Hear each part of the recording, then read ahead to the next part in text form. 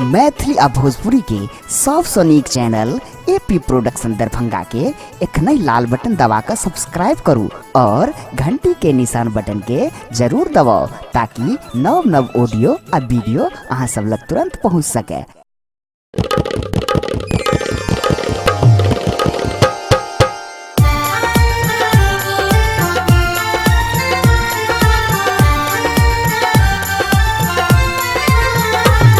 एखन अहाँ सब सुन रहल छी एपी प्रोडक्शन के शानदार प्रस्तुति।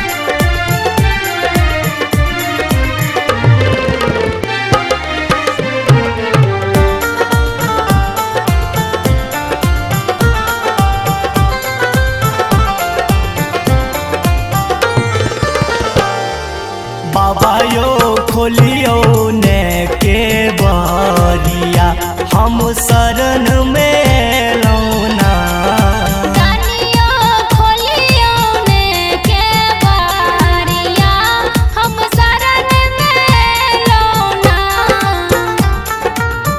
शरण में लौना गंगा जल भर ले लौना।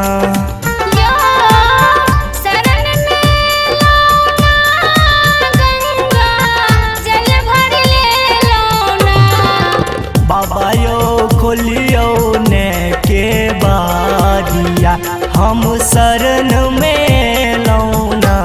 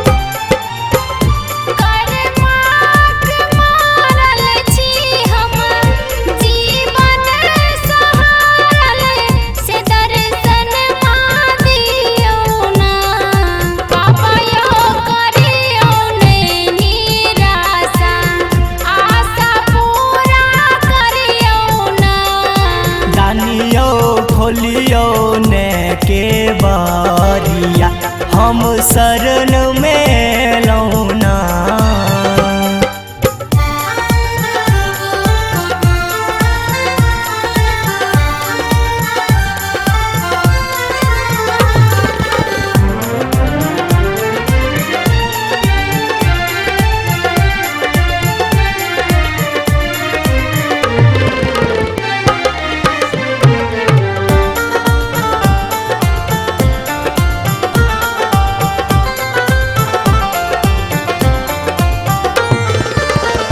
देवनंदन विनती करैया निस दिन ध्यान धरैया।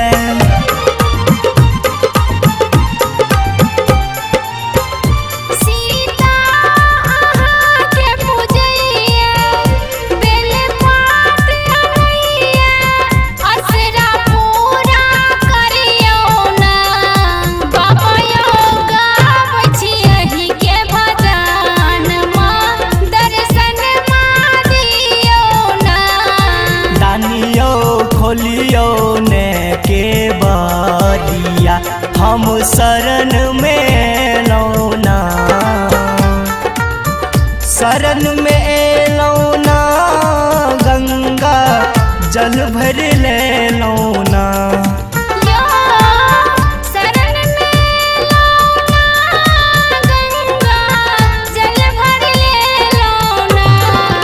बाबा यो खोलियो ने के बारिया हम शरण में